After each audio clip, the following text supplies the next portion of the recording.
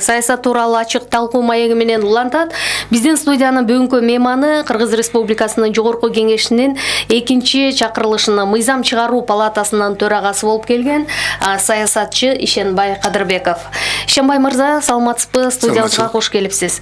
Эртең менен коңгуроо кылганымда бүгүн эле таңда Германиядан учуп келгендигиңизди айттыңыз. Убакыт таап чарчагандыгыңызга карабай келип олтурасыз. Жеке иштер менен эле бардыңызбы? Дегеним, саясатчылар тышка чыкса эле чочуп сурачу болду, эмнеге бардың, кандай жолугушуу өткөрүп келдиң депчи. Сиздики дагы саясатка байланыштуу эмеспи? Жок, саясатка байланыштуу жеке иштерим боюнча. Азыр эмне иш менен алексиз? Көп иштер. Негизги мен өзүм профессиям архитектурага көп көңүл бура баштагам. Курулушка дагы, андан кийин юридикалык жагынан мен адвокаттык лицензиям бар, ошо ишти жакта дагы, андан кийин мыйзам жазып жүрмүн. Мыйзам негизгиси жазуу. Бирок дайыма саясат, коомдук турмуш көз кырыңызда жеке баам салып, байкап баа берип жүрөсүз, Мына жакынкы күндөрү бир топ саясатчылардын башын бириктирген курултай өткөнү турат. Анын башында саясатчы Азимбек Бекназаров турат, андан кийин Равшан Жээнбеков өңдүү бир топ саясатчылар дагы бул курултайда мурунку ажо менен кийинки ажонун ишмердүүлүгүн талдап баа беребиз деп атышат. Канчалык деңгээлде курултай өзүнүн максатына жетет деген ойдосуз? Деги эле чакырылгандар келеби же баягы эле бир уч топ саясатчылардын башын бириктирип калышы мүмкүнбү? Биз негизи курултайдын табигатына көңүл бурушубуз керек. Кыргызстан негизи илгертен парламенттик мамлекет деп тарыхчылар ошолорду аналык өткөрүп атпайбы? Парламент деген бул өкүлчүлүк бийлик деп эсептелет. Илгертен бери ушу өкүлчүлүк бийлик болгон, алар өзүнүн хандарын шайлашкан, ошону аты курултай деп аталган. Анда парламент, жогорку кеңеш деген түшүнүк жок болчу. Кийин бара-бара СССР убагында, кийин да биз демократиялык мамлекет келгенде дүйнө тажрыйбасындагы аталган парламент деп, өкүл палатасын парламент деп атадык. Биз болсо өзүбүздүн жогорку кеңеш деп тарыхый өзүбүздүн СССР убагындагы жогорку кеңешти күчүнө калтырдык. Эми курултай деген бул ошол эле нерсе. Эгерде конституцияны, жаңы конституцияны кабыл алып атканда жогорку кеңеш деген аттын ордуна курултай деп жазып койсок, бул ошо туптуура деле болмок аты менен. Анда мына курултай жөнүндө сөздөр да түгөнмөк дагы, токтолмок. Мындайча айтканда азыр өкүлчүлүк, эл шайлаган өкүлчүлүк бийлик турса дагы өкүлчүлүк мындай параллельный дагы бийлик түзөлө деген ой болуп атат дагы. Ансыз келгенсип алар эми президенттин дагы, өкмөттүн дагы отчетун угат деген түшүнүк киргизип атат. Бул мен оюмча саясатта орду болбош керек. Бул туура эмес жол. Негизи азыр алар айтып атат, бийликтин 1 жылдагы иш аракетине баа беребиз депчи. Бул 1 жыл сиздин оюңуз боюнча баа берүүгө эртеби же дагы убакытты талап кылабы? Убакыт керек да. Бизде бир начар традиция болуп калды да. 1 жылдык баа бериш бул туура эмес негизгиси. Эгерде биз жаңы бир традиция болсо, мына президент шайланды, президент өзүнүн командасы менен келсе, аткаруу бийлигинде отургандардын баары тең папкасын алып колуна жөн эле чыгып кетсе жумуштан, жаңы президент аларды чакырып, жок мен чогуу иштеш деген, командама кир деген сунуш менен кайра келе тургандай болсо, анда 1 жылдан кийин биз президенттен отчет ала турган укугубуз бар болот эле. 1 жыл эмне болду? Бул мурунку президенттин командасы менен иштеп калды да. Мындайча айтканда, бул 1 жыл биздин Кыргызстанда 2 жыл, 2,5 жыл өтүп кеткенде 3 жыл ичинде тазалоо процесси башталат. Анан 4-5 тиги келгенде өз кишилерин кадрларын коюп араңдан араң. Анан мына жаңы иштейин дегенде анан убакыт бүтүп калат. Мына Атамбаев деле эмне үчүн биз биринчи 2 жылдарда эчтеке кыла алган жок. Ошондо Бакиевдин кадрлары отурду да, анын тазалаш үчүн чоң убакыт келди. Анын баарын тазалап туруп, мына эми мен иштейин дегенде убакыт бүтүп аткандан кийин ал уже Жээнбеков даярдай баштады. Өзүнүн СДПК партиясынын кадрларын баардык тең республика коюп койду. Азыркы кезде Жээнбеков мындайча өзүнүн кадрлары жок. Анан мына тазалоо процесси оор Эмне үчүн өз кадрларын алып келүүгө мындай батынбай атат же кадрлар жок болуп мындай кадрдык кризис болуп атабы азыркы бийликте? Бул мындай да, бул Жээнбеков СДПК партиясынан чыккан кадр да. Партиялык системага биз киргизгенден кийин партиянын кадрлары тандоош партиянын милдети болуп калат. Илгерки коммунисттик партиядагыдай. Мына ошондо системадан чыгып өзүнүн чыккандан кийин ойлоп көргүлөчү, эгерде ал президенттик шайлоого чыгып атканда жок, мен өзүмдүн параллельный кадрлардын командамды даярдайм дечи, ол СДПК партиясы аны чыгарып таштамакта, башка кандидатурасын коймакта. Ошондуктан ал унчукпай отуруп берди, эптеп президент болсом анан кийин көрөм дегендей. Кийин мына азыр ошо көргөн маселеси тазалоо процесси, өзүм мурда көрүп жүргөн кишилерди, мына коррупционерлерди азыр ошонун артынан да түшүп атат. Айтор, бул ушу системадан өзү чыккандан кийин өзүнүн командасы менен келе турганга теоретически мүмкүнчүлүгү жок болчу. Ал инертна 1 жыл жана 1,5 жылда. Жок, азыр эмнеге анда командасын мындай алмаштыра албай жатат? Эмне тоскоолдук этиши мүмкүн? Тышкы, ички факторлор барбы? Болсо, ал кайсы фигураларга же кайсы персоналарга барып такалат? Биз тарыхый бир чоң ката кетиргенбиз. СССРдын убагында болуп аткан кадровый системаны талкылап экенбиз. Акаевдин чоң катасы эмнеде болгон? Ал багы 17-жылдагыдай бүт барлык талкалайбыз түйүнө чейин, анан кийин жаңы доор түзөбүз деген мамиледе эле ал коммунисттерди жокко чыгарып туруп, анан кийин жаңы доор түзөм деп өзүнүн командасын чогултмай болду дагы эң даярдалган кадрлардын баарын жокко чыгарып койду. Мына ошондон анан катасын түшүндү, бирок жоголгон нерсени кайра ордуна алып келиш көп. Анан ал кетип калды, Бакиев өзүнүн кишилери менен келейин деп калды. Ал деле ошо СССР убагында доордо тарбиялаган киши, анын тегерегинде бир туугандары бар, бир туугандардын да достору, куда сөөктөрү бар, мына ошо менен байланышып калды. Кийинки ушу система, баягы байланыш системадан биз чыга албай атабыз, демчүгүндө кадровый тандоо системасы жок болуп калды. И партиянын ичинен чыккан адам, ал болсо өзүнүн командасын даярдаганга мүмкүнчүлүк, мен айтпадымбы, Атамбаев анда мүмкүнчүлүк бермек эмес. Атамбаев кийин дагы өзү ушу бийликте болуп, сыртта болсо дагы мындай башкарайын деген ой менен баарын ордоруна коюп койгон болчу. Биз мурунку Ажонун ишенген кадрлары кимдер экендигин коом ачык билип айтышчу эле. Баланча же жанында жүргөн шопуру, башка идеологу бул жана башка депчи. Бүгүн 1 жыл ичинде сиз ошол көрүнүштү жаңы бийликтен байкап атасызбы? Жаңы бийликке акыл айткан, кеңеш бергендер кимдер болушу мүмкүн? Бул суроону бекеринен берген жок. Азыр коомчулукта дагы мисалы жакындарынын, туугандарынын кеңешине көбүрөөк таянып атат деген да пикирлер чыга калчу болду да. Же бул ойго сиз кошулбайсызбы? Кошулам. Шайлоонун бир жаман жагы бар да. Шайлоого чыгып атканда тегерегиндеги командага каршы болосуң. Тегерегинде команда жакын адамдар, туугандарың болот. Эми каршы болбой коюунун жолу барбы анда? Же башында эле айтыш керекпи? Оюн эрежеси ушундай. Мага иштейсиң, бирок эчтеке жок. Иштебейсиң. Мына ошондо оңдой турган бир гана мүмкүнчүлүк бар. Ошо кирген биздин конституция, бул партийный система деген. Партийный системадан али куда сөөгүң, туугандарың болсо дагы башка саясатчылар да партияга кирет.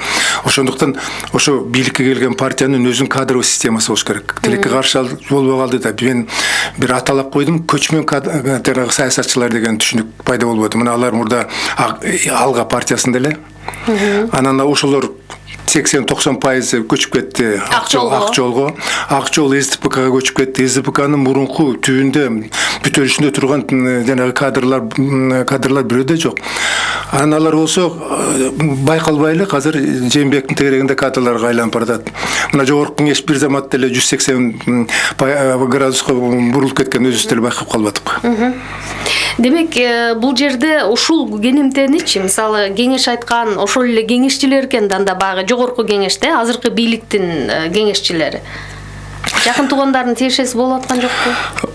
Болот, мен айтпадымбы, баары бир 1 жылдын, 1,5 жылдын тегерегиндеги ким шайлоого катышып, ким ошо президенттикке алып келген күчтөр, алар таасир этет. Карсы бар. Алар карштан кутулмайын, ал кармалып тура берет. Бул болгон нерсе. Муну жеңе турган бир гана, эгерде партиянын ичи партия күчтүү болсо, жанагындай партиянын ичинде көчмөндүү саясатчылар жок болсо, ошолорду албачы болсо, өзүнүн кадровый системасы болсо, даярдап келсе, коммунисттерде анда келечек болот.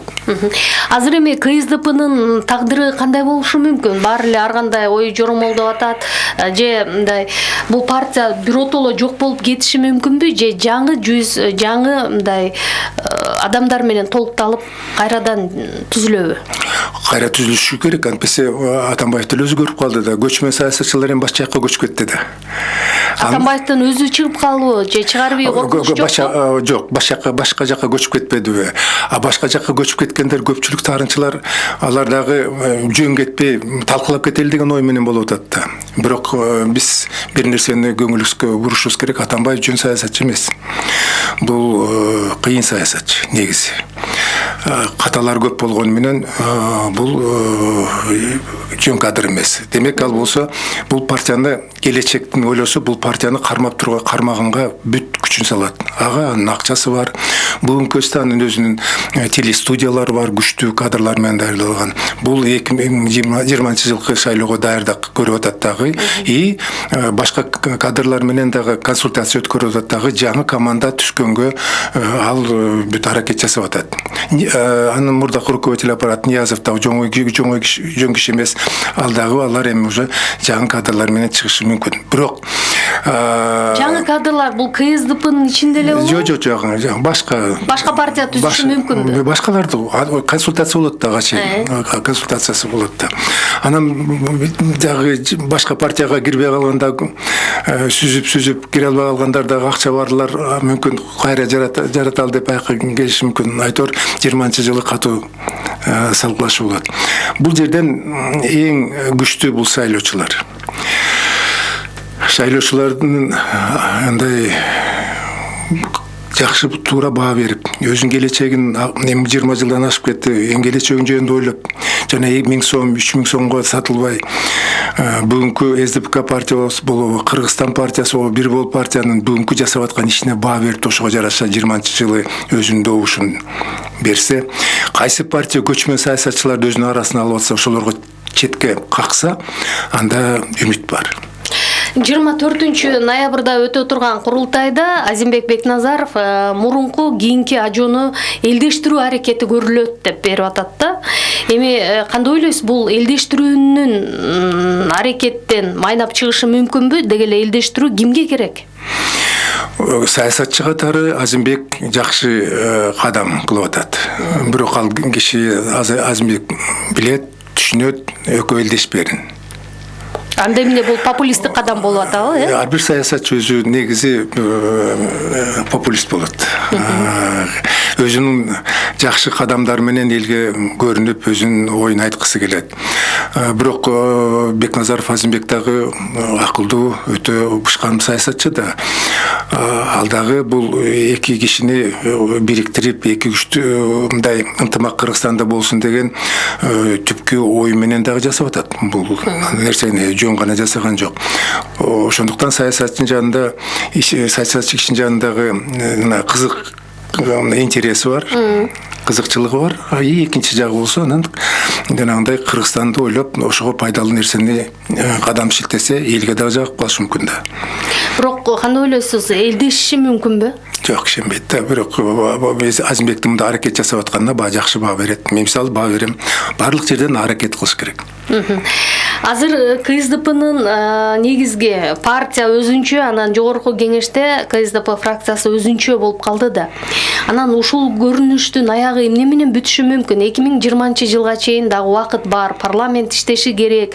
Ал жердеги иштин жүрүшүнө, эффективдүүлүккө, анан деги эле жалпы аба ырайына бул көрүнүш таасир этеби? Муну философиялык жактан караш керек. Бул болуп аткан нерсе бул СДПК партиянын табигаты болуп калды. Бүт партиянын лидерлеринин каталары. Бул катаны жасады өз учурунда Кулов дагы, Текебаев да жасады, өзүнүн түптөп жанында жүргөн ата мекенчилердин сыртка калып парламентке биринчи списоктарга акчалуу кишилерди кошуп коюп, алар дагы анан ойноп кетишти. Өзгөчө катуу бул жагынан кетти ким СДПК партиясы. Эми көчмөн адамдар, көчмөн саясатчыларга баары бир партиянын келечеги. Аларга жылуу орун табыш керек. Кайсы жерде күч болсо. Ошентип тарыхый күчү бар Атамекен партиясы, СДПК партиясы ушул жагына келгенде өзүнүн фундаментинде түшкөн кадрларга таянбай, башка жаңы көчмөн кишилерге таянып калганы бул чоң ката болгон. Мындан бул оорудан кутулуш кыйын, мүмкүн даже 20-жылдарда бул эки партия чыкпай калышы да мүмкүн. Аларда экинчи бир каталык болду. Алар түптөлүп калдык, бийлик колубузда деп шайлоо жанагы барьердин процесси 9%га көтөрүп босого балбой. Босогосун көтөрүп койгон болчу. Калгандар кичинекей партиялар өтпөсүн, биз өтөбүз деген мааниде. Ошого жетпей калышы мүмкүн. Ошого добуш берип аткандар жетпей калышы мүмкүн. Жаңы кишилер келип калышы мүмкүн. Азыр эми сиз баягы саясатчы катары айтсаңыз, КСДП фракциясынын лидери Иса Өмүркуловду алуу маселесин партия коюп атат. Саясий кеңештин чечими чыкты. Бирок алар ага баш ийбей тургандыгын ачык айтты. Буга чейин Кожобек Жачыбекович Рыспаевдин мисалында да ушундай көрүнүш кайталанды эле. Анан бул жерде кимдин легитимдүүлүгүн караш керек же ушул окуялардын бардыгы аяга келип эле соттук процесстер менен аякташы мүмкүнбү же саясат ушундай курч мүнөздө улана береби? Бияк бул курч нерсе жок. Иса Өмүркулов СДПК партиясынын башында турган киши. Атамбаевдин мурун Жок, Атамбаевдин мурун эмес. Негизи кийин Жээнбеков дагы, Иса Өмүркулов дагы экинчи эшелондордун кадрлары. Азыркы бүгүнкү кезде 6-чы эшелондун кадрлары жүрүшөт. Ал экинчи эшелон кирген кадр. Мындай кадрларды мындайча айтканда 5-6-чы эшелон менен келген тиги СДПК партиясынын мүчөлөрү жокко чыгарып атышпайбы, кетирип атышпайбы. Чоң балта чаап атат. Бул чоң саясатчы. Эгерде СДПК партиясы бул кадр жоготуп ийсе, бул кадр башка партия түзүп, башка күч менен кетип калчу болсо, бул башка партияларга чоң мындай кадр катары барып калышы мүмкүн. Бул ошончолук эле электораты көп, таасири күчтүү саясатчыбы. Акылдуу, да, токтуу, акылдуу, анан опыту чоң. Бул жөн саясатчы эмес. Мына өзгөчө Бишкекте мэр болуп келгенде бул Исанын жасаган иштерин көп баа бербейт, чоң иштер жасап кеткен. Бирок анын дагы жанагы кылмыш иши козголгондугу боюнча, анын репутациясы боюнча деле дагы бир топто мындай наразычылыктар бар да. Мындай да, Конституцияда жазылган адам баласы төрөлгөндөн баштап, ошондон баштап ал күнөөсү жок деп эсептелет. Күнөөсү баарын сот гана далилдейт. Сот аркылуу далилдебегенден кийин кылмыш иши ачылып анан жабылып, бирок ал сөз баары эл арасында жашап атат да. Мейли да, бирок негизгиси ошо саясатчы өзү таза болуп, сот аркылуу таза болуп чыкканы биз көнө албай атабыз бул нерсеге. Багы имиш болду деген сөз менен жүрүп атабыз, бирок бул саясатчыга бул чоң баа. Анан кийин биз 100% мүмкүн 10-15% адамдар ойлошу мүмкүн, баары бир мында бирдеме болуш керек, иш козголобу деген. Көпчүлүгү акылдуу эле биздин шайлоочулар. Кандай ойлойсуз? Мисалы, эмне үчүн Кыргызстанда баягы бир 250 тегерегиндеги саясатчылар эле парламентке келет, кайра кетет, улам алмашыда жаңы муун, жаңы генерациянын келбей атышынын себеби эмнеде? Деги эле бул кан алмашуу, кандын жүрүп турушу мүмкүн бизге ушул Кыргызстанда социалдык экономикалык абалга түздөн-түз таасир эте турган көрсөткүч болмок. Бул бизде эң жаман, эң чоң катабыз бул шайлоо кодексинде. Мына ошол жерде жатат бар. Тилекке каршы жаңы президент уста ошону оңдогусу келбей атат. Мына бир гана мисал. Ал кайсы кемчилик негизи? Кемчилик айтып коеюн. Эң негизги кемчилик. Конституция жасалган, депутаттар, шайлоочулар депутатты шайлайт деп. Так, депутатты шайлайт. Конституция жасалган эмес. Шайлоочулар партияны шайлайт деп. Биз бюллетень алып атканда кимге добуш берип атабыз? Партияга. Анын арты менен ким келип атканына биз баа берип туруп негизи депутаттарды шайлаган жокпуз. Ошондуктан бүгүнкү маселе мындай турат. Бүгүнкү парламенттин легитимдүүлүгү маселеси турат. Биз добуш бердик. Отурган кишилерге добуш эч ким берген жок да. Биз партияга бердик да. Демек бюллетенге киргенге добуш бергендиктен кийин бул кишилерди биз шайлаган жокпуз да. Залда партиянын тиги партиялар отуруш керек. Ну, мындайча виртуальный партия отуруш керек, дан желеге отуруш керек, башка киши болбош керек. Ушундай шайлоо кодексин ушундай чоң конституциялык орчунду ката кетиргенден кийин бул эмне болуп калды? Мандат товар болуп калды. Депутат болом дегендер ал мандатты партиянын лидерин сатып алганга мүмкүнчүлүк болуп калды. Орунду сатып ала турганга 1-орундан 20-орунга чейин өзүнүн баасы бар. Алар сатып алгандан кийинки алар уже сатычы болуп калат. Сатып алуучулар тиги сатуучулар уже шайлоочулар өзүнүн добушун сатып алуучулар болуп калат. Алар кимди шайлап атканын билбей жөн эле бир партияга шайлаганын билбегенден кийин ал өз добушун эч кимди шайлабагандан кийин ал эмне берет? Өзүнүн добушун сатат. Ошентип бүгүнкү күнү биздин парламентке шайлоо процессине кимдин кандай келип атканга элдин таасири жок болуп калган себептен акчасы бар. Жана сиз айткандай 200-төй, 300-төй адамдар эле ошолор эле сатып алып кайра келип атат. Мына экинчи созу ушундай болуп атат. Кийинки 20-жылдар ошолор эле келет, ошолордун акчасы бар. Энчегенде депутат болуп жүргөн акчасын сактап калышты, акчасын көбөйтүп алды. Эл депутаттарды шайлаганга таасирин бере турган мүмкүнчүлүгү жок болуп калды. Мына ошо жөнүндө биз 4 жогорку кеңештин спикери өзүбүздүн катыбыз менен президентке кайрылдык. Эмне үчүн президент буга кызыктар болбой атат? Сиз айтып атасыз го. Мен ошого таң калам да, чындыгында келгенде үмүт чоң болчу. Президент келгенден кийин ушу системаны келечекте Кыргызстан жакшы оңосун десе, ушу системаны оңдош керек эле. Мына өзү эле президент бир да партия чыгарган эмес өз үчүн. Одномандатныйден өзүн өзү көрсөтүп, депутат болуп, элдин мындайча батасын алып келип, мына депутат болгон. Депутаттан кийин министр болуп, мына президенттикке жетип атат. Мына өзүнүн практикасын ойлоп туруп эле ушундай деңгээлге алып келели. Пропорциональный системада ошондой деңгээлде элди шайлаганга мүмкүнчүлүгү бар. Дүйнө жүзүндө преференциялык системаны киргизилген. Деп ошол жөнүндө жазып биз да кайрылып отурсак, ошо 4 жогорку кеңештин төрагасы, 2 лидер партиялар кайрылып отурса, ушуга даже көңүл бурган жок. Конституциянын гаранты катары сен оңдошуң керек десек да ага көңүл бурбайт. Эмне үчүн? Мен түшүнө албай атам. Мына мен акылдашып көрдүм, мына 4 кол койгон спикерлердин, парламенттердин. Кандай десем, биз да биле албай атабыз дейт. Эң курду дегенде 4-өсү чакырып коюп. Кимдер алар ысымдарын айтып аласызбы? Бул Чолпонбай Мукар Шалтакович, мен, Келдибеков, тиги Мадумаров, анан Арнабыз партиясынын лидери Феликс Кулов, Алам партиясынын лидери Малиев кол коюп жиберген болчу да. Андан кийин эгерде иш аңлана албай турса дагы эң көрдөгөндө биз менен жолугушуп жакшылап түшүндүрүп бергилечи, дискуссия кылып. Бул жериңер мен макул эмесмин, бул жер мен макулмун деп ошо эң көрдөгөндө акыл алмашып койсо жакшы деле болот эле да. Жастыкпы, кайрылдыкпы нөл. Азыр эми өткөндө президент Талас облусуна жасаган иш сапарында айтты эле, мен бардык саясий күчтөрдү чогулуп бир сүйлөшөйүн, бир диалогко барайын деп отурам депчи. Анан бул президент үчүн эмне керек деген ойдосуз? Деги эле андай чакырууга барат белеңиз? Чакырган жерден калба дейт, мен барам.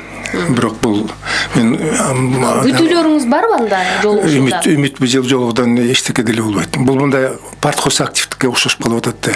Эмеги жогорку кеңештин төрагасы болгон, премьер-министр болгон адамдар менен ушу чоң башка жана бизнесмендер менен, жаштар менен жолугушкандай жолугуш болбогон нерсе да. Эгерде чын эле ошолорду кандай кылыш керек? Парткостун мүмкүнлүктөрүн кабыл алып. Эгерде ошолордон пайда алайын дечи болсо, бул көп болсо 15-10 мүнөт ар бири менен өзүнчө тамырын кармап сүйлөш керек да. Баары чечим кабыл алып турган ал. Бирок акылын угуп, алар деле жөн кишилер эмес, өзүнүн оюн айтып, мына бул жерде мындай кылса болот деп болмок да. Бирдеме сураса, жок, жасайлы деп айтып койсо деле болот. Баарын тең залга чогултуп алып, өзү сүйлөйт, дагы бир-эки кишилерди сүйлөтүп коюп, андан кийин акылдуу сөз айтып коюп, анан тарап кеткен эмне пайдасы бар? Ар бир жолугушуу бул процесс болуш керек. Ар бир жолугушуудан саясатчы болгондон сен пайда алышың керек. Эгерде Кыргызстан үчүн пайда кылайын десең, алар жөн кишилер ушундай деңгээлге жеткен жок да. Ошонун акылын колдонбосоң да эң угуп кал да. 100 сунуштун арасынан экөөнү тандап алсаң да пайдасы келе турган болсо ага деле көңүл буруп коюш керек эле. Мына эң орчунду бүгүн парламенттик мамлекет болгондон кийин парламент күчтүү болуш керек. Парламентте бизнесмендер сатып алган мындайча айтканда кишилер болбош керек. Түшүнүп атасың. Кыргызстандын келечегин ойлосоң парламент күчтүү түшүн керек. Эми үчүн алар ушу илигендарды парламент айтабыз, мурдагы парламент күчтүү болчу десем үчүн алар эл тандаган да. А биз болсок азыр эл тандасын деп атсак, алар айтат, бул архаика, бул осы көчөңкү иш. Биз жаңы жол менен кетебиз деп. Жаңы жол болгон келген эки сазы көрсөтүп атат. Эми үчүнчү сазык болгон эмне болот? Соңку учурда саясатчылар менен баягы кулуардан тышкары сүйлөшө калганда, бийликтин үч бутагынын ролун, орду жөнүндө ар кандай пикирлерди айтышчу болду да. Көпчүлүк учурда өкмөт дагы, анан жогорку кеңеш дагы президенттин көзүн карап эмне дээр экен деген мүнөздө иш алып барып калды дейт да. Эгер ушул көрүнүштү сиз дагы байкап жаткан болсоңуз, ал эмнеге барып такалышы мүмкүн аягы? Же алар жаңылышып атабы? Мүмкүн сизде пикир башкачараак чыгар. Бир гана нерсени айтып коеюн да. Дайым салыштырып көрүшүбүз керек да. Мына Өзбекстандын президенти кайсы гана жолугуш болбосун, эң аз дегенде миллиарддаган доллар менен келишимдер түзүп келип атат. Бул башка өлкөлөргө барган визиттер. Барганда жөн бир куржалак келген жок. Ошол эле Казакстандык болобу, Рахмонов да болобу. Биздин президенттер барат, жакшы жашайлы, ынтымактуу жашайлы, уран менен келип атат. 1 сом, 2 сомдун тегерегиндеги сөз жок, миллиард доллардын тегерегинде сөз жок. Ушун баары эмнеден болуп атат? Кадр саясатынан болуп атат. Мен дайым бир мисал катары айтып кетем да. Япониянын премьер-министри Кыргызстанга келердин алдында 1,5 жыл мурун мен баратам, биз бизнесмендерди алып баратабыз. Ошо бизнесмендер менен инвестиция кылалы, контракт түзөлүү деп Орто Азиядагы мамлекеттерге кайрылды. Премьер-министр Японияныкы барып Орто Азияны кыдырып чыкты. Эсиңерде бардыр. Кыдырып чыкканда барлык Кыргызстандан башка мамлекеттердин барды миллиарддаган долларга инвестициянын контракт түштү. Кыргызстан бирге болгону 175 миллион долларга контракт түштү. Эми ошо президент бирөө мамлекетке баратканда ошол эле кадрлары, ошо койгон кадрлары ага пакеттер даярдап бериш керек да. Момундай инвестиционный проект бар. Момундай маселелер менен барсаңыз, мом чечсеңиз жакшы болот. Ошону жасай турган адамдар жок болуп атпайбы? Ал эмне үчүн ошондой болот? Ошондой кадрларды коюп атпайбы?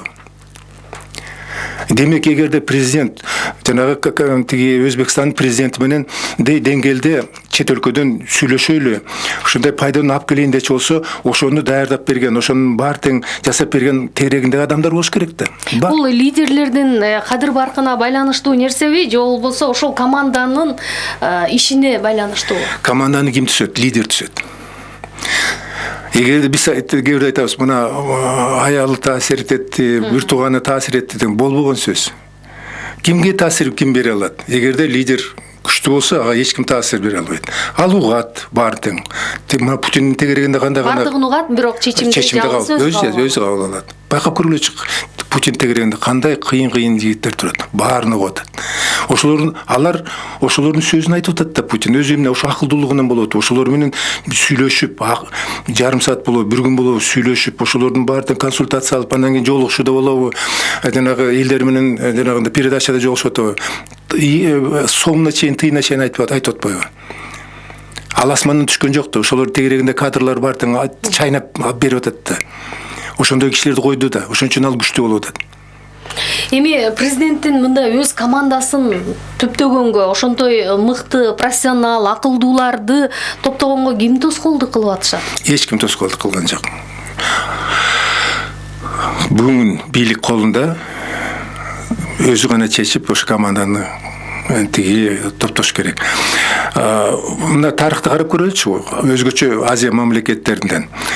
Ар бир падыша өзүнүн тегерегиндеги визирлери болобу, кеңешчилери болобу, мурунку иштеп кеткен опыту бар, мындайча айтканда практиканы билген адамдардын тегерегинде чогулткан. А биздин мисалды алып көрөлү. Мурунку Сапар Исаков премьер-министр болгондо тегерегинде кимдер болду? Кембридж, Гарвард, Англияда, Венгрияда бүтүп келген жаш балдар менен кыздарды. Эң кичүүсү 24 жашта болду, эң улуусу 32 жаштагы. Ошолор анын кеңешчиси болду. Алар чет өлкөдө окуп келген кайсы кеңешчи болот? Биз болсо мындай тажрыйбасы бар. Кыргызстандын деңгээлин билип, ушу кийин өзүнүн тажрыйбасын элге берейин деп турган кезде алар особай бул карып калды, четки деп чыгарып коюп атат. Жаны жумушка албасаң да эң көрдөгөндө кеңешчи катары. Ошо эле отурсул болуп, ошол жерден отурсаң кеңешчи катары алып барып ошолорду отургузбайсыңбы? Мына Европадагы конференцияларга баарыбыз эле барып жүрөбүз. Европада кандай кишилер? 24, 25 жана 30 жаштагы кишилер министр эмес. Алар болсо жанында ошолордун министр болуп жүргөндөрдүн помощник болуп жүрүшөт. Ошолордун жанында жүрүп деңгээлдер өсүп атат да анан өзлөрү министр болот. Биз болсо жаштар келсин деп атат. Бул жакшы уран. Бирок жаштар бийликке келиш үчүн алар бүт тепкичти өтүп туруп, тажрыйбаны алып туруп анан отурса жакшы да. Мына быйылкы жыл аяктап бара жатат да, саналуу убакыт калды көрүнөт. Анан аймактарды өнүктүрүү жылы деп абдан жакшы тилек менен жарыялап койду президент. Сиздин оюңуз боюнча ушул уран алдын астындагы жасалган жумуштардын мааниси, мазмуну канааттандырабы? Бул лозунг жакшы. Бирок муну турмушка ашырыш керек да. Акаевдин учурунда аша турган эч нерсе болгон жокпу? Бар да, эчтеке болгон жок да. Акаевдин учурунда да, Кийимбакиевдин учурунда да мунун тегерегинде чоң иштер жасалган. Чет өлкөлүк гранттар менен иштелип чыккан проекттер бар. Мына бүгүн баарыбыз билип турабыз. Областтар аткаруу бийлигине киргизип койдук. Анда эмне иш кылаарын билбейт. Райондорду алалы. СССР убагында кандайры канчалык райондор болсо, ошол райондордун баары калды. Ал кезде бүт бойдон мүлктүн баардыгы мамлекеттикке болчу да. Колхоздагы, совхоздорду баардыгы мамлекет. Ал жерде райком секретары менен райисполкомдор кадимки күнүмдүк эртең менен таң атпай туруп кечке чейин жумушу бар болчу да. Бүгүн акимдер эмне иштер кылат? Проект бар, 19 райондор болсун деген, укрупнение кылсын деп. Дагы бир сунуштар бар. Область болсо өкмөттүн өкүлү эмес, президенттин өкүлү боло тургандай. Бул мыйзам жасалган, сунуш кылган мыйзамдар бар. Бул реформаны жасаш керек. Биз азыр карыздар төлөш үчүн үстүдөгү ресурстагы акчаны табышыбыз керек. Миллиарддаган долларды карыз төлөй баштайбыз. Ал ресурстарды сырттан алып келе албайбыз. Мичөндө кумтордон алалы десе, кумторду жоготтук. Башка байлыгыбыз жок. Ички ресурстагы иштешибиз керек. Ал колдо турган проектте турса, жаңы жумуш топ түзүп, ошо жаңы жумуш топ иштеп чыксын деп атат. Алар да иштейт, анан талкуулот, анан бул убакыт өтөт, анан кийинки президент дагы жаңы нерсени ойлоп чыгарат. Жөн эле архивден алып чыкчы иштелген нерсени. Реализация кылыш керек. Указ менен уже ошо бүт реформаны башташ керек. Жок. Андай эмес. Лозунг бар. Аны баарыбыз түшүндүрөбүз, бирок жасалган ишти ушу турмушка ашырган да. Убакыты бүгүн жыл эмес, ай эмес, күн болуп турат. Биз артта күндөн күнгө артка калып баратабыз. Артта десеңиз, мына өткөндө багы Кыргызстандагы экономикалык абалга аябагандай жан ачыган эксперттер менен сүйлөшүп, алар чыны менен эле кумтөрдүн тагдырын, жер үй жана башка багы тоо кен тармагындагы бизге бюджетти толуктай турган объектилерден каражат түшпөй жаткандыгын, экономика артка кетип аткандыгын айта баштады. Азыр сиз баам салып көрсөңүз, биздеги абал чыны менен эле мындай опурталдуу болуп турабы? Өтө оор. Кумтөрдүн пайдасы жок болгону бул бир чоң оор. Келишимди дагы жылдырылды. Да. Кийинки акыбал, ала кетип калгандан кийинки акыбал бизге чоң 2026 жылдан кийин токтойт ал, азыр токтойт. 2026 жылдан кийин биз болсо миллиарддаган долларды ошо экологиялык маселени мониторинг кылып, ошону токтотуп коюш. Кийин ошо жана жоготкон мөңгүлөр лай менен аралашып, глетчер болуп туруп жылып талкалай турган маселесин, хвостохранилище эмнелерин бүгүнгө биз алар күнүккү мониторинг жасап оңдоп атышат. Сууну болсо насос менен чыгарып атат котловандан. А кийин аны карай турган эчтеке жок да, ал нарын суунун башы да. Андай акчаларды биз таба албайбыз. Талкаланган мөңгүлөрдү ордуна алып келе албайбыз. Ошону ойлогон адам жок. Ошо эле 3000 адам иштеп аткан адам талада калат. Аларды каяка жумушка орноштурасың? Тонналаган жанагы бензин, соляркалар куюлган техникалар бар, ошол жерде калат талада. Калдыктарды. Аны ким алып келет? Ким утилизация жасайт? Ойлогон киши жок. Ойлогон киши жок. Биз мына күнүмдүктө элебиз коркуткандар, 3000 киши талаада калат деп, ал калат да баары бир. Ким рекультивация жасайт талкаланган жерде? Ойлогон киши жок.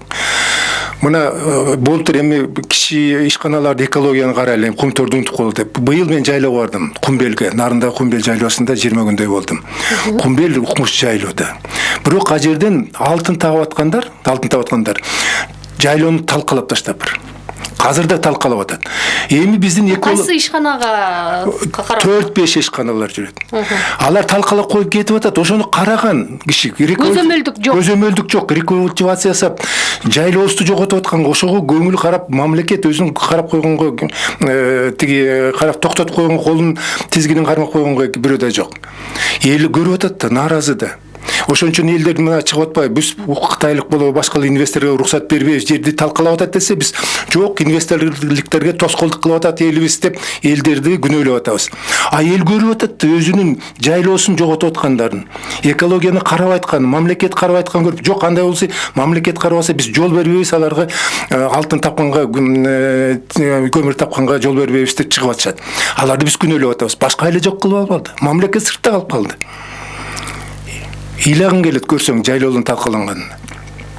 Анысас келгенбиз бир бизнесмен вообще шлагбаум коюп коюп, тиги чабандарды киргизбейт. Документ кызыл удостоверение көрсөтүп койт мага. Ал эмне удостоверение? Бир киши бар дейт, бирөө айтат криминалдык дейт, ал могу жердин баары тең алып койгон, бул жерден алтын табам деп коюп. Чабандар кире албайт.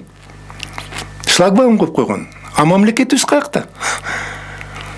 Бул тиешелүү структуралардын мындай көзөмөлүнүн жоктугу, бечелдиги деп койсок болот. Бечел эмес, алар болсо же коррупциябы? Коррупциянын эң түбү да. Алар эмне көрбөй турабы? Көрөт. Айлык алып атат, көрдү. Сүйлөшүп койду. Коррупция десеңиз, мына азыр мамлекет ушу атайын түзүлгөн эсепке абдан чоң көлөмдө акчалар түшө баштады дейт. Бирок коом үчүн ал кызык болуп атат. Кимден түшүп атат ал акча? Кайсы коррупционер чиновниктин эсебинен каражатты тиешелүү структуралар бири-бирине атаандаштык менен которуп атат деп. Бул ачыкталышы керекпи же бул мыйзамдык жагынан мындай сыр боюнча сакталышы зарыл беле? Мына коррупция менен күрөшөбүз деген саясат өткөрүп атпайбы? Бул коррупция менен уурдаган кишини кармап коюп, мына коррупция мындайча айтканда образына, ошону колунан кармап коюп, мына коррупцияда менен күрөшүп атам деген бул болбогон сөз да. Коррупция менен күрөшө турган адам ал система менен күрөш керек. Ошо система ошо жолго алып келди деп өзү. Ошо система мыйзамды оңдош керек. Жобону оңдош керек, өкмөттүн жоболорун. Мына мисалы уйгургун келип атат, уйгур келип атат. Барып туруп, тиги же светтин источнигин же суу ала турган жериңден тех условиясын алышың керек. Ага барасың, ал болсо бербейт. Акчаны берсең, ал берет. Жакын жерден же ырак жерден. Эмне үчүн система ошого мүмкүнчүлүк берип атат. Ал жок деп коет. Аны бар деп айта албайсың. Да башка ошол эле башка киши келет сурап келет. Үчүнчү келет сурап келет. Аны кокой айлангы булардан мурун мен алып калайын деп туруп акчаны көтөрүп барасың. Ошондуктан ошо системадан көрөшкөндү коррупция менен көрөшүү деп эсептелет. А жок, биз болсо ууруну кармап коюп, мына эми көрөшүп атам деген бул мындайча айтканда болуп кеткенден кийин, значит бул ууруну кармадыңбы? Ошо система менен экинчиси келет, экинчиси болсо үчүнчүсү келет.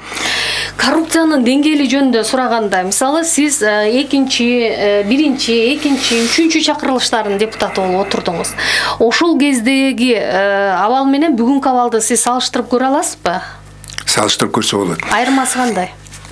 Айырмасы анда деле бар беле же кийин эле курчуп кетип 7-этажга жетип калдыбы? Коррупция системасы эң кыйын өлкө деген Германия, Япония ошол жакта деле бар. Өлчөмүнө жараша болот да. Бул капиталисттик жол менен кетип аткан мамлекеттин бул табигаты ошондой, коррупциянын негизинде. Күчтүү киши, акчасы көп киши ал дайым бийлиги да чоң болот. Коррупция менен күрөшө турган бир социалисттик гана система боло турган. Ошон үчүн Киссинджер айтпадыбы, биз болсо тарыхта эң жакшы нерсени жоготуп жүргөн экенбиз СССР деген мамлекетте деп өзүнүн ой пикирин жакын айтып кетпедиби? Вот. Бирок биз болсо күрөшүш керек ошонун коррупцияга кирип аткан адамдардын мүмкүнчүлүгүн азайта турган мүмкүнчүлүк болуш керек. Эми үчүн биз учурунда аз болуп калды. Биз болсо жаңы легендарный парламент келгенде экинчи декреттин эң негизги күчү эмне болгон? Жаңы мыйзам кабыл алганга чейин СССРдын убагында кабыл алган мыйзамдар, жоболор баардыгы күчүндө деп экинчи декретти кабыл алганбыз. Ошондуктан жанагы биз ошо СССР убагындагы мыйзамдарды, жоболорду, инструкцияларды жоготконго чейин коррупция аз болду. Ошо система менен иштеп аттык да. Канчалык биз ошону жоготуп, жаңы рынокко киребиз деп аткандан баштап көбөйө баштады. Анан чет өлкөдөгүлөр, алар да бизге жанагы донорлор берип аткан акчаны берип аткандай. Негизги алардын ою эмне? Биз жакшы болуп кетсин деген ой эмес да. Ошо коррупция менен батып, өзүнүн өндүрүшүн жоготуп, болгон эле биз тамак акчаларды карыз калтырып ошолордун жасаган продукциясын мындай колдонгонго эми күчүлүккө жарай турган үчүн алар бизге транш акчаларды берип атты. Заводдорду талкаласын деп биз акчаларды берип атты. Мына биз Германияга барып калдык, ошо кезде СДПК партиясына барып калдык. Тиги Атамбаев, мен, Бөкөнбаев үчөөбүз барып калдык. Ошондо ГТСке киргенде мен сурадым, силер эмне үчүн ушундай 500 000 марка берип туруп завод Фрунзени талкаладыңар? Акчаны эмнеге бердиңер десек, эмчегенде завод, Сельмаш заводу биздин конкурентибиз болчу дейт. Силер 4 000, 5 000 долларга Россияга пресс-подборщикти сатып аттыңар. Биз болсо 25 000 биздики. Ошондуктан биз силерге 500 000 бердик, силерди талкаладык, эми бизден 25 000 долларга Россия пресс-подборщикти сатып алып отурат. Биздин ишибиз силерге жардам эмес, биздин силердин заводдорду конкуренттер талкалашты. Майлисайдагы ламповый завод эмне үчүн талкалашты? Конкуренттер талкалашты да, башка өзүбүздүн алардын өндүрүшүн өсүндө өзүбүздүн жанагы лампочкаларды албаш үчүн. Мына сырттан бирөө акча берип атканда биз жөн эле оңой олтон алып атпадыкпы? Ал жөн бербейт да, бизге жакшы көргөн үчүн берген жок да. Бир нерсени талкалап, анын ордуна өзүнүкүн алып келейин деген система менен эметеди. Мына окуу жайына келгенде школдордун программасын талкаладык. Онда качествосы дагы аз болду. Сорос акчаны берип атты. Тарыхка килише баштады да. Биз өзүбүздүн тарыхыбызды буса баштадык да. Сорос эмне акчаны берип атты. Китептерди, барталиктарды чыгарып атты. Аны окуп көрсөңөр, Кыргызстан тарыхы бүт менен бузулган. Чоң рахмат, бизге бөлүнгөн убакыт соңуна чыгып калган экен. Ийгилик каалайбыз. Саясат тууралуу бүгүнкү маегибиздин мейманы саясатчы, Кыргыз Республикасынын Жогорку Кеңешинин 2-чи мыйзам чыгаруу чакырылышынын спикери болгон Ишенбай Кадырбеков болду. Саламатта калыңыз.